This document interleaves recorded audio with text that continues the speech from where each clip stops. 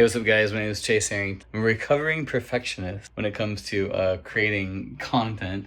But what I'm realizing more and more is just how important it is to show up as yourself and just provide as much value as possible. So today I want to just go over something I talked about in a video last time I just recorded now, but I post. Anyways, time's weird. So my creative system is something that I'm continuing to figure out and refine over the years, but generally speaking, I've been one of those guys that just gets hired to go out there and shoot stuff because I'm really good at getting great footage. That's why I call myself a recovering perfectionist. So the reality is I love to go and get beautiful shots. I like to make beautiful images. And the hardest thing for me to do is to pull up my camera like this and not be able to show you all the beautiful shots that I do because I really don't like editing. So I don't like to edit. I slow edit. And so until I get my editor in, I'm just trying to find my voice for the videos that I'm creating. And so for Arrington Media, I want to just make sure I'm staying true to just building something that I really love to do. There's this guy I love following. His name is Dan Martell. He's similar to me in that we both have ADHD, and he's a business guy, and I just really like his stuff. I used Buy Back My Time, which is a great book that he wrote. I've used it a lot to help me just to continue to build the business I love. And so these are the things I like to do. I like to create ideas and get frameworks, and all this stuff is really fun. So sometimes people ask me questions like, hey, what kind of gear do I need to get? And what kind of content do I need to produce? And I always think about what are those things? What would I tell somebody generically to do? And the reality is I continually come back to the idea of just like, hey, listen, just don't lose sight of who you are. I think that's the best advice anyone can give you is like, you're enough, you're good enough. People should love you for who you are. And if they don't, then you just need to have a little bit of an FU on your head and just go like, hey, I'm just going to be me.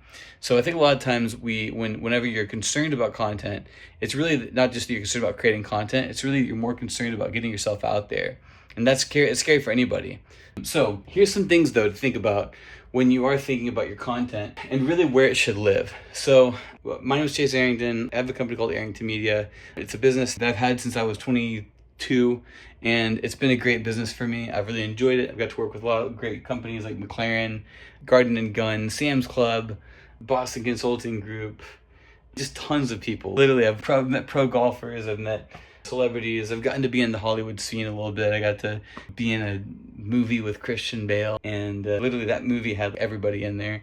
Something like my claim to fame. My wife makes fun of me for it, but that I say that that's a cool thing. I'm also a director, producing movies, and have been shooting content my whole life, and I love it. I love doing this stuff. I love making films. I love making videos, but it's really fun to do that when you can make money with the content too, and how it's going to actually make money for you. So that's why I have this little board here. And this is simply, there's really 4 things that I think about when it comes to content. And I think about your portfolio, I think about blog, I think about podcast, and campaigns. And so I'm gonna just break those things down for you a little bit.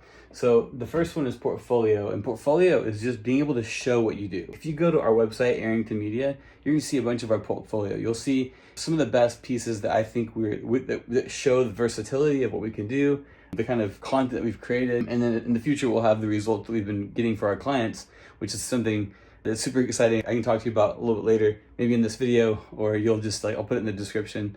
But we are a full service marketing company, and if you're in Texas, you are in a great city because we can actually work with you. But anyways, this is good for anybody who is, this is not just for people who are gonna be clients, this is for anyone who would just want to see how I'm thinking about it, and for whatever that's worth, because I think about this stuff a lot for a living. And so portfolio, your blog, your podcast, campaigns. My wife and I have had some very intense conversations, probably 8 or 9 hours worth of literally hashing it out, figuring out what are the things that are going to make the biggest impact on our content strategy, and by far, what are the biggest levers? And these are the ones: portfolio, your blog, your podcast, your campaigns. So a campaign, I usually write this in a different color because, actually, let me show this beautiful. Let me go here, I'll show you how I write this out. This is how I usually show it. So you have portfolio, blog, podcast, campaigns. The reason I make campaigns different color is because you're usually paying to boost those campaigns. Campaigns need to be beautiful. They need to be lovely. They need to really be thought out. And I think that campaigns do really well when you boost them. You get pay to play. And the reason for that is because you just start paying for placement with the campaign side. But campaigns are a good thing to focus on once you got your portfolio, your blog, your podcast, and it got that idea down. And the only thing I will say that you might not need is podcasts, because let's face it, not everybody has time to do a podcast. It is a time consuming thing. We have a podcast that's going right now called Building Dallas that I actually am doing with my dad. And that podcast is great, but it does take time, and that is a longer play.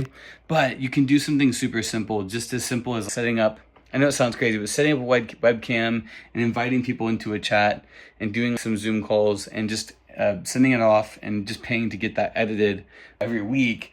Over time, you'll start to get better. You'll start seeing improvements. And at the end of the day, we just live in such a great time to be creative. The bar is high and it's also low. And if you just are willing to show up, I think, and just be that best authentic self, tell the truth, find meaning in your life, become better. As long as you're making a tiny bit of progress every single week, that's all you need. And so if anything, I'm not here so much to educate you necessarily. I'm here to inspire you, to break the wall down, make sure that you feel that it's possible for you. A lot of times we get hung up on money, we get hung up on budget, we get hung up on timelines, we get hung up on, oh, who am I? What can I do? How do I don't have the authority to do this. Maybe you're concerned about needing the blessing from somebody. I feel this way a lot with people. I don't want to disrupt the people around me, but just finding that love for what you do is super important. And I think that if you can just commit to showing up and getting, that's the main thing you need to do. If there's anything that I've preached for probably getting on to a decade, is to be your best authentic self. It's been something I say a lot. And the reason I say this is because given that you have invested in a content agency or a marketing company to help boost and build your brand, you being willing to show up as you and bring your best is the greatest gift that you can give, because that actually gives us the opportunity to shepherd that part of you that I personally believe is God. There's a gifting that you have that we're here to unlock and help pull out. And that's kind of a spiritual element of things, but it is important. And so it does help me become a little bit more selective on the kinds of companies I do want to work with. But by and large, we get hired out to execute at high levels, whether it was for Sam's Club, McLaren, the companies I talked to you about before, and then also just to work more closely with the leaders and operators and owners, investors within companies that are looking to grow. And what's one way to grow as a business is to get leads. And so how do you get leads? Well, you got to get in front of people. And how do you grow a business? You got to get sales. How do you get sales? You got to get in front of people. How do you market your product? You got to get that product in front of people. You got to market, you got to show the features and benefits of that product. And so you need to have a portfolio. You need to be able to show what you can do. You got to have a blog where you just share your information, things that matter. You got to have a podcast of some kind of a channel that is yours that you can just explore and create and build upon. Just weekly, commit to something, that to just show up. Just commit to a time to show up and to be there, because there are people that will benefit from the content that you share, and you don't know who those people are. So just give it a shot. That's what I'm doing right now. I'm trying to demonstrate as much as possible how I would like other people to be, so that I can demonstrate what that looks like. And then over time, hopefully in this channel, you'll see how the evolution might take place as I start investing my time and my money into building out this channel even more. So that, and then campaign is just taking, once you test your organic content. So organic content would just be like just regular content that you post on your free YouTube, Instagram, Facebook, all the stuff that's free. It may not be free if you pay somebody to do it for you, but it's free to post. And what's cool about that is that you can get that data. And so once you get the data, then you take the data and then you let the data inform everything. So I've got a huge list of me and Nico. My wife is really brilliant. We just spent we spent hours and hours and hours on this, but we came out with all the different possible things to try to, all things that you'd want, everything that you'd want to inform your information, all the metrics that you would want. This would be, you can build out your scorecard to see how things are week to week. You get content and creative output, performance and media metrics, ad and acquisition metric, customer acquisition specific, operational metrics, SEO and listings. These are all really important things to know for your content strategy. This is all just for your marketing strategy too. Some of this is not content. Content is more about connecting like this. So if you let the data inform the creative, then you're way better off. So anyways, I think the problem that most people make is they do it all by themselves, but the biggest problem that they really make is most people just don't start. They just don't they just don't start.